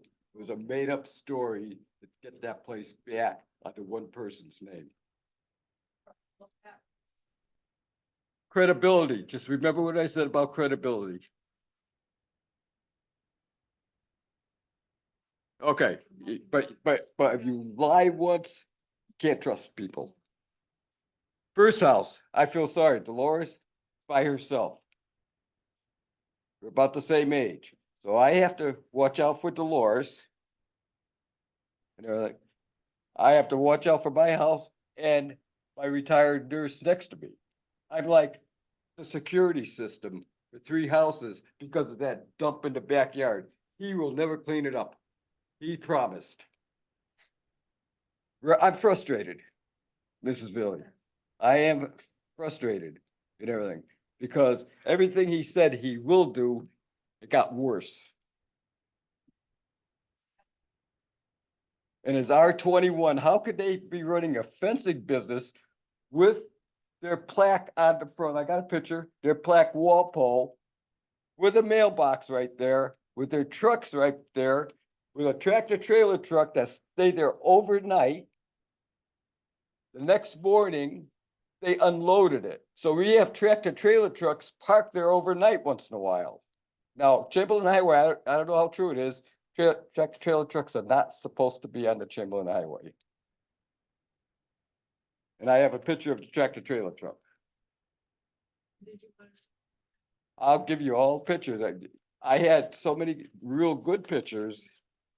And dumpsters, 10 yards. I stopped keeping track of how many 10-yard dumpsters were taken out of there. That's how much work. So when you've got a construction company going on, fencing being delivered, beep, beep, beep, beep, beep, drives us nuts. You know, have that in his backyard and see how he likes it. I'm just gonna pass the pictures down. And should be 30 some odd pictures in this town hall someplace. I am looking for them digitally. Probably thought they were in that folder I was looking in and You can see a tractor trailer truck. In front of it, that was late August, early September. You can see one where the forklift is unloading. Now, when they unload, they put all the junk back. People on Warren Road are complaining. There's a pink dumpster. There's a 10-yard green dumpster. It looks like a dump when you're coming down Warren Road. We have to live in it. Can we please, I'm sorry, John, if you're gonna talk, could you come back over here? Because then we'll at least pick it up on the tape and I believe the listening audience will pick it up from my You know mic what? better. Take If them that all. mic doesn't work, Take 'em again, all. we do have a large file and I'm sorry, just trying to share and find it. So we were striving to keep the enforcement issues with the zoning board of appeals. So it's in those files that I'm not used to manipulating as much as the P and Z files. So I'll keep looking, but that's why they're not readily available right now. We do have a stack in our office. Caitlin scanned them all in. We've got them. I have to find. That's okay. If there's anyone else to comment. Okay. I have a question for Mr. O'Brien. Okay. Could you clarify, please, if what you're sharing with us in these pictures and the activities that you're describing with the trucks, is that going on now? Is that the Walpole company there now or? I'm trying. Walpole, they're not that busy because of wintertime, the weather. But their trucks once in a while though, I hear them. But come spring, summer, you can expect to hear the beep, beep, beep, beep, backing up 8:30 at night with daylight. Because they're out working. And They have activity going on now. yeah, well, there's 2 cars, sometimes 3 now this time of the year. Normally, there's 5 vehicles parked out front, 5 employees. They're running a full-time fencing business. They're using it as a stock room on the inside, storage on the outside for their fencing. A showroom that they're probably setting up. And how could they be doing it when it's a residential area? When the second person that was in there was Ellison. They applied for a little gift shop and the town turned them down. Couldn't even have a look to carry them through the winter. Here we have a fencing company, a construction company that has the gasoline auger that I see all summer long and bright red, that I look out my window and I can see an auger and everything. Is the town gonna basically charge me less taxes on my house because I'm living with a dump in my backyard? Do we have to get an attorney? Well, hopefully not, but I think June wanted to make a comment. Yeah, to piggyback onto Miss Dorsey. So then in the fall, you saw the activity going until it got cold. Yes, yes. Up until probably 2 to 3 weeks ago, it slowed down. We still hear the trucks before we had the snow, they were still going out. And I said, oh, I don't believe this. I hear beep, beep, beep, beep, backing up again. Okay. And that's annoying. May I ask a question? Maureen, I know, Mr. Kokomo came in front of our commission some months ago, just asking, because I remember Jennifer being here, telling us what Walpole was about. I don't ever recall making any decisions that we said we would allow that. So I'm Oh. surprised to hear that there's activity going on there when we didn't really have a full discussion or, They have been issued both Mr. Kokomo as DAT, the owner of the property, and Walpole Outdoor, which is the people we believe to be operating out of, or was reported as being those operating and evidenced by the trucks, have been issued cease and desist orders. The cease and desist order has been appealed to the zoning board of appeals. That's the process. I don't have the authority to stand out front and police that piece of property for the day and not have somebody doing something incorrect. So but the trying to get town- clarification on. No, I realize timeline that. I here. realize you're not Okay. asking me Yeah. to do that. I realize that, but what I want to make clear is that, we can't arrest them for continuing when we've issued a cease and desist. We can't otherwise force a stop without following the procedures, and the procedure is the cease and desist, which has been appealed and is before the zoning board of appeals. Yes, I am. Okay, so initially, when we talked about this a couple months ago, I was very supportive of it because the discussion was garden supply center. And that my interpretation, at least of the discussion, was that the Walpole activities were going to be secondary to what we would consider garden center. The regulations require propagation, growth, storage, sale of flowers and plants to be the primary use. And so we don't have any idea who is going to take on that primary use. There is no primary user. So unless Walpole decides they're going to get into the business of growing plants, I can't see that this is something that we can really consider. I mean, I think they have a beautiful product, but to me, the application is more of a, it's not a garden supply center. I'm thinking that, back to your comment about maybe give up on this and do 2 houses. That's what I do. Uh, I mean, that's what you think. I mean, Maureen can tell you that, there's been multiple people that have been down about the garden center primary use. But it's too restrictive. You know, John just told you that it was so restrictive that the people went out of business prior. So I can tell you that I know firsthand, I know firsthand, that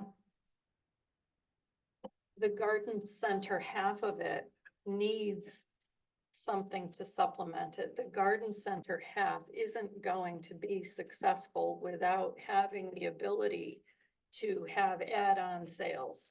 And so no matter who it is that gets identified to take on that part of the project, I think they're going to find themselves still being very limited, even if we expand on the list of other items that they could sell, like, the gift shop ideas and stuff. I think that the last garden center that was there was restricted too much with what they could sell. They needed the ability to enhance and supplement the plant sales. But if Walpole is going to be a separate entity, I can't see that a greenhouse propagation grower is going to really be able to hack it. I can't, and so they're required to be a primary use. You're gonna have the primary use always kind of in limbo. And Walpole will ultimately be the primary use that doesn't comply with the requirement. Well, I like where you're going with the conversation because this is constructive and this is where I wanted to be, right? From day one. So in agreement with you, primary use being a garden center, right? What I did say, at the last meeting is, well, Walpole could be an ancillary use, right? A secondary use, but they could sublet from the garden center to offset some of their expenses to help absorb their expenses. So that's where, and like I said to you tonight, Walpole doesn't want to take the whole site. They want their little corner and they want to be an accessory use. But so the question is, would a garden center use be expanded to incorporate the Walpole type of thing, which at one point in time, Mr. O'Brien talks about Mr. Hall. I know Mr. Hall very well too. Went to school with his daughters. They did all sorts of landscaping work, fencing work. They had a nice little operation. Moved south to Virginia, and then it started going down, and it got restricted all the way down until. So the question to this commission is, And you know the answer about Walpole. Yes, it's the use is not allowed right now. There's a cease and desist. But the question to this commission is, will you expand the use of a garden center to incorporate Walpole type activity and more? And that's what we spoke at the Economic Development Commission. When you go to the garden center at your local Home Depot, they sell items that you might not even think belong in the garden center, but they're in garden center. And so that's what we're looking to do. And that's the only way it works. And if it doesn't work, whether it's Walpole or, the Jorsey Family Farm or Scott's Flowers, accessory use, whatever that may be, that's the only way and if we can't expand that use, if you're not willing to, because whether you think it fits in that spot or not, then that's what we need to know. And then we shut the door on this chapter. We come back in with a subdivision and be done with it, because I'm not here to get into arguments with neighbors. I'm done. I'm tired of that. I don't want to hear So that. I think if I were the grower, or actually if I were Walpole, I would have some serious reservations about subletting through a grower, a primary renter, because that primary renter's business is a higher risk business. It makes Walpole's arrangement insecure. I gave you an example, and and Maureen gave me some examples. There are some facilities, some nurseries, some garden centers in Cheshire that do, and I know you didn't like it, but they sell pies. They sell coffee. I sent Maureen an email just to confirm that I wasn't lying. The last people sold coffee. There was a picture on their website, so I just forwarded to Maureen. These people thrive because they have an expanded use. On Avon at 45, they have an expanded use. If you think that's appropriate, that's why we're here. Because the Planning and Zoning Commission, which is an appointed position, so that means you're looking out for the town. If you think that use is okay, so be it. If you don't, so be it. I just need direction. And I appreciate your thoughtfulness, and because if that's where we need to be. We can argue about the wetlands and we could figure that out. Those are all solutions, but the common denominator is what do you feel that this site can accommodate? And if that's an expanded use, then that's why I'm here. And if not, I'm here to hear you say no to. So personally, I'm very supportive of an expanded use for one entity. So if Walpole wanted to truly have a garden center with fencing as supplement to the business, I think that meets what everybody's expectation for that site has always been. Well, let me ask you this question. What if someone wanted to be there and to propagate trees, right? Christmas trees, maple trees, landscape trees, and grow them amongst there, get rid of the greenhouse. And then they wanted to sell pies, sell all ancillary garden items, whatever, walk-in flags, that use, and then had a Walpole type use. And then if the other allowed use was buy a tree and we'll install it, that gentleman would have to have a piece of equipment too. And even a thriving garden center has to have a piece of equipment. So, that's why I came 2 or 3 months ago, for us to kind of brainstorm and think that over. And then I did shoot some ideas over to Maureen. I don't think I'm here necessarily for Walpole, although we are here because we're in a cease and desist, but I think we're here to know and to get direction. And I thought I said that 3 months ago. And so, I don't know, you didn't say come back and say, list every item at Home Depot. If you want me to do that, then I will. We want to sell every one of these items that's in their garden center, then I can do that. I think I think more and more it's become a little bit more customary for farm businesses to try to expand with supplemental sales of things like pies and coffee and ice cream. The fencing, the sale of the fencing fits the construction side of the fencing business is maybe a concern. Right, that's fair. You know. But those are, John said, you know, I told you this, those were not my words. I forwarded from the vice president of operations, and his claim is that they are more of a storage operation. They take their stuff, they go to your house, they install the fence at your house, and they construct at your house. They do have trucks, and then they come back. And in Farmington, where they were before on Route 4, they had a retail operation, gazebos, light posts, everything out front, and they did the same thing, and it was in a, There's a greenhouse business or something there. I don't know, yeah, but it was on Route 4, so it was more, it was not as residential, I guess, as this area. Yeah, it was more, well, similar to Chamberlain. Chambers, I guess. similar.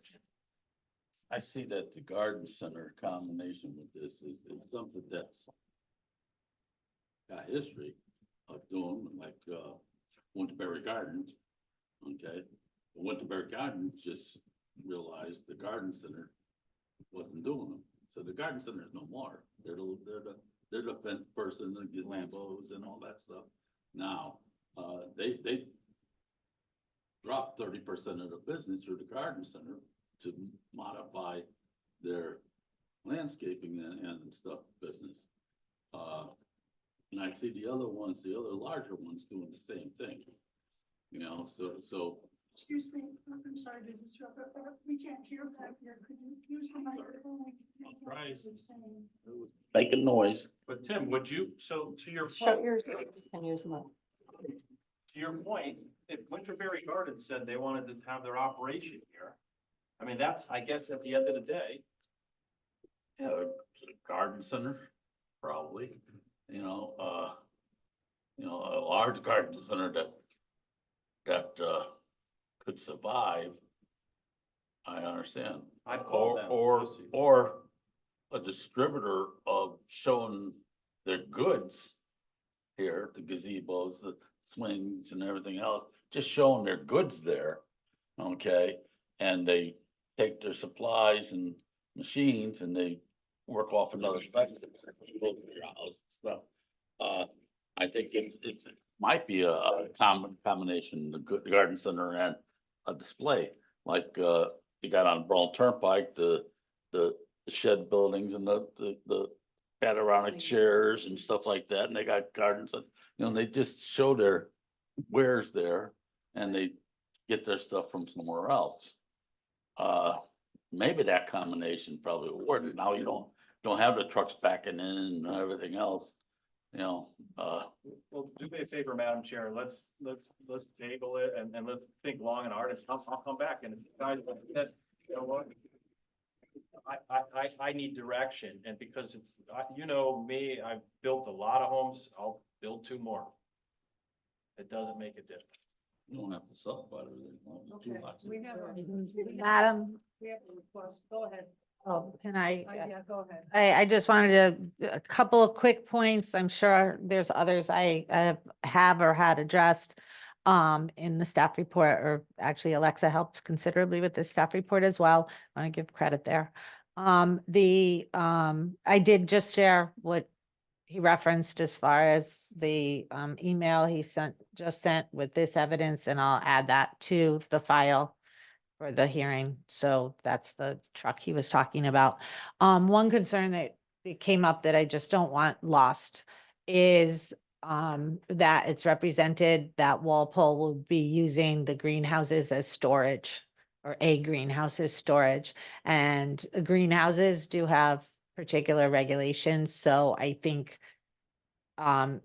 any building that they would be, any structure that they'd be using for storage, or that would be proposed in any application for storage should be identified so that then we can evaluate it as a accessory storage structure, not in a greenhouse, because greenhouses are specific. Yeah. They're allowed more.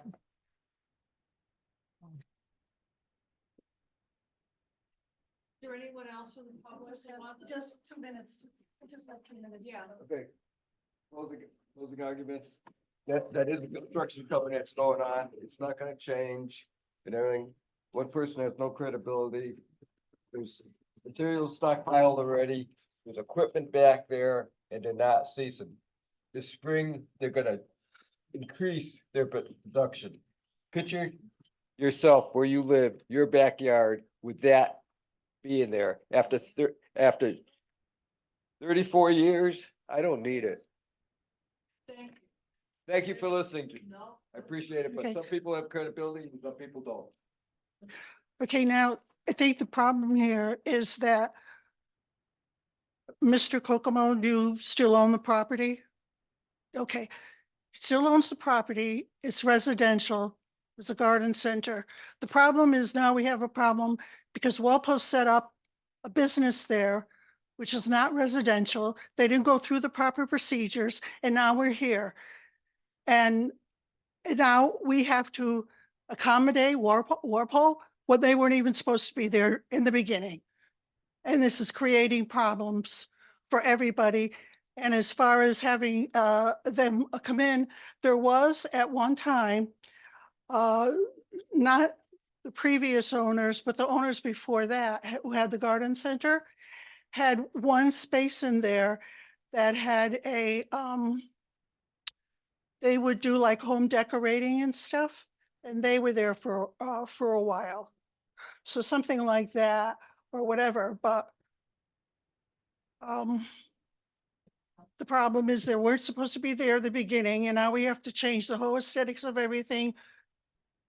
And residential, that's not, I don't consider that a residential. And as far as Home Depot is not in somebody's backyard. Okay, thank you. Is there anyone else that I haven't?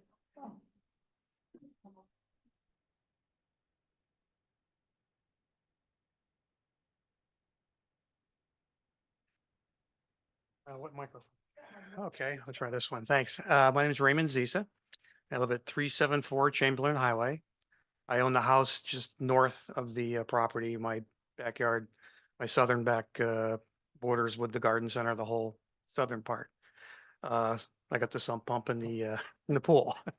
So we've lived there. I bought my house from Allen Hall 25 years ago directly, and he indicated to me as I bought the house that the property next door to me that he used to own was zoned only for a garden center or residential. And he said he's funny, he guaranteed me nobody could ever go in there for anything else. And there's been numbers of other people that have tried zoning changes over the years, basically unsuccessfully. I don't think anything has ever been changed, and we've been happy with that situation just the way it is.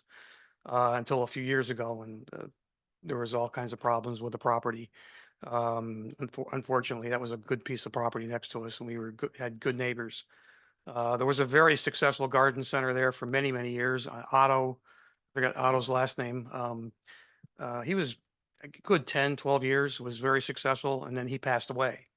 And then right after that, I believe his wife sold the business, and various people have gone in there since and had various issues for whatever reasons. We're really sorry to see the property and the state it's been in the last few years. It was kind of depressing, actually. We've all heard stories tonight about the wetlands issues, and we definitely have problems from that. And it has nothing to do with the Walpole people that are in there. We've had floods, and it's just been, again, depressing and discouraging with the amount of water that we have now. And it's obvious what was done over there, what the cause is. So we're very unhappy with what's going on over there as a neighbor. We'd love to see something successful get in there and turn the place around and make everybody happy in the neighborhood again, but I'm not sure what's going to happen. As residential goes in there, so be it, but Again, that we still have to, they still have to deal with the wetlands issue that's been happening back there, and that would have to get straightened out also. So I don't know what's gonna happen with all of that. When the Walpole people moved in there, I own some property in another town that I have a tenant that's also a fence company, and I'm kind of familiar with what goes on with those places, and I kind of see the same thing happening over there. There's, like you said, it's a large storage area. Large quantities of fence come in, are stacked up, and we're seeing stacks of fence out there now.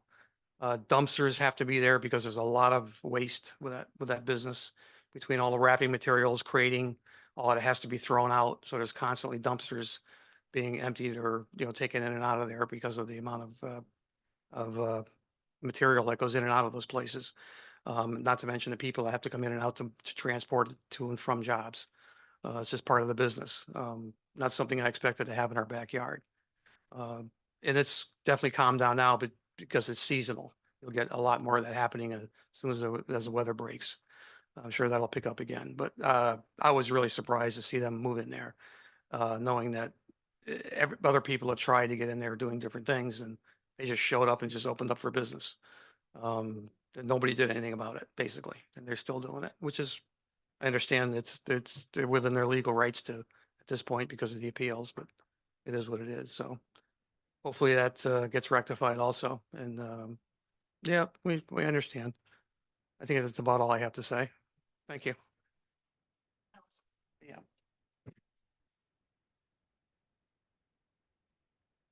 Go ahead. Okay, so, I guess the comment that I have is that the compliance efforts take time. And, so I have confidence that our staff is doing everything they can to, remedy the situation. I will make a motion to continue this item till our February 1st meeting. Is that the one that's next? All right, we have a motion to move, okay. All those in favor? Aye. Okay. All right, thank you, everyone. Right. And,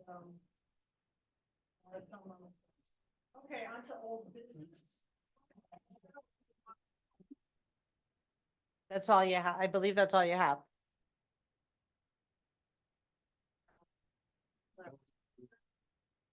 So you have, yeah. No, it was approved. Oh, yeah, that sheet metal is a regular item. Yeah. And you, right, the Pickle Festival, and then, Mhm. mhm.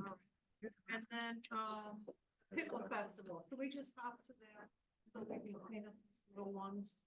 I think, well, the first one would be a continuance as well. That, because that's pending you continued it to this meeting. Thinking they may have a court date. We don't have that yet, so, Okay, so item A1 and 2.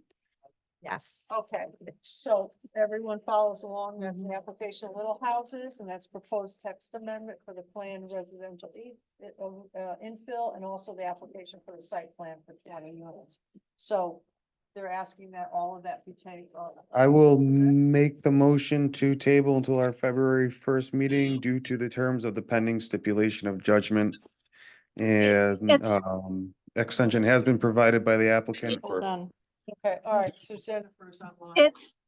Hi, good evening. I'm actually right down the street. I did finish my other meeting, so I wanted to be present for your executive session tonight, but it's not a motion to table, it's a motion to continue the deliberation on both of those applications to your next meeting. Thank you. Okay, so that's item A1 and 2. Can I ask a question of you, Jennifer? I'm sorry, but. Of course. In that the next meeting is February 1st, and we don't have the date. Are they allowed to continue it to the following meeting, or should we do it meeting by meeting? I would do it meeting by meeting. Okay, thank you. Thank you.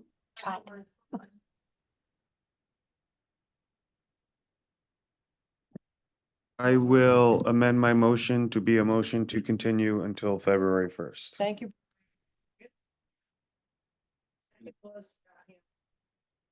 Further discussion, all those in favor, aye, so moved, okay. The special permit site plan for the Tommy Kokomo, which was the proposed garden use. That has to be continued. No, it's just not an item. You continue, yeah. All right, did I go to the, the pickle festival. I crossed it off already. The request for the approval for the new event for the pickle festival at the Berlin Fairgrounds, what's the feel of the commission? I will make the motion to approve with staff comment and that they coordinate with the police department, coordinate with the health department, and coordinate with our fire district. We'll coordinate with whoever they need to coordinate. with. Yep. This motion, do we have a second? second. Second by Ms. Dorsey, for the discussion, all those in favor? Aye. Also moved. Now, Tommy Kokomo is off until the 1st of February. Now, this is executive session. Do we need executive session tonight? Can't we go home early once? Once. We're gonna go home early tonight. We No, will be. we're gonna listen We're to still Jennifer. early. All right, you're gonna do, but I'm not staying till We- midnight. we've got- I'm sorry. I'm gonna call the meeting. Mr. Sullivan's here, Jennifer's down all the dressed street. up and We looking need to give good. her a 5-minute pause before she gets here. She's down the street. Yes, I'm parking my car right now. We'll wait for you. Okay. Thank you. All right, so let's So- set the pace for this executive session then. So, yeah. No. So you need We'll wait a for her. motion to go into executive session Okay. We're gonna- and to announce that you'll be adjourning the meeting from executive session. Okay, And at the same time, if you want to claim a all right, 5-minute recess, 3-minute recess, whatever, so. prior to going in, that's fine as well. Okay, so online, we do have Steve Biella. We also have John Dyken, who's still with us. That means that it's still a no-go. for you. Still a no-go. Still a no-go, okay. Your wife is a no-go, okay. And we appreciate you being able She to was stay due with us, John. yesterday. We really do. But are we gonna call them? No, we'll be sending them a Zoom link. All right, we're gonna send. Now that I know who needs to join online, I can send that All right, is Zoom there link to anyone them. else? Cause I know that Attorney Sullivan is here, and is he gonna be invited into the executive session? So, that's written down for, Yeah. Vice Chair. All right, the vice. I yeah, heard I'll make a guidance. motion. You guys hang in there. Go ahead. Okay, so, I'm going to make a motion to go into executive session, inviting attorney Jennifer Coppola, planner Maureen Giusti, and the applicants, attorney Tim Sullivan and clients Nick Morizio and Elliot Gersten, who will be admitted at the appropriate time for the purpose of discussing the status of pending litigation of 554 Berlin Turnpike Associates LLC versus Berlin Planning and Zoning Commission and Town of Berlin, and possible action relating to same. Also, we will be considering whether to convene an executive session to discuss the status of pending litigation of 554 Berlin Turnpike Associates versus Berlin Planning and Zoning Commission and the Town of Berlin. Our assistant planner, Are you gonna stay? you go stay? You can stay, get the experience. It'd be good for you. It would. Good I'm sorry, I experience. don't- Just remember. That's a Gorla. Put down another revenue. Assistant. I'll amend my motion to include Alexa Gorlick as well, Okay, Assistant Planner. okay. All right, so we have a motion to. All those in favor? Aye. Opposed, so moved. Anyone else in Zoom land? We're going to be adjourning after our executive session. We're gonna go into automatic motion adjourn. And so,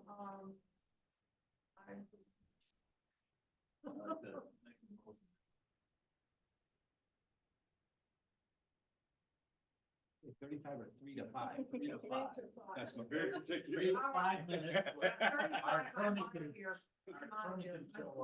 Then we shut the back doors and And I can get the others online because I'm not finding. Second by Ms. Dorsey. Further discussion on that motion, all in favor, aye. Opposed, so moved. Okay, so I'll send you that link to your town emails in a moment, emails, you guys. or do you want, or the private? Could you do private, please? Sure. Thank you. John, town email? I have it on my phone, so All I right, could I'll do just- your other email. I'll do it. That's fine. Yeah, I do just- my Yahoo email so I can log on through my computer. Thank you. Yep. See you guys soon.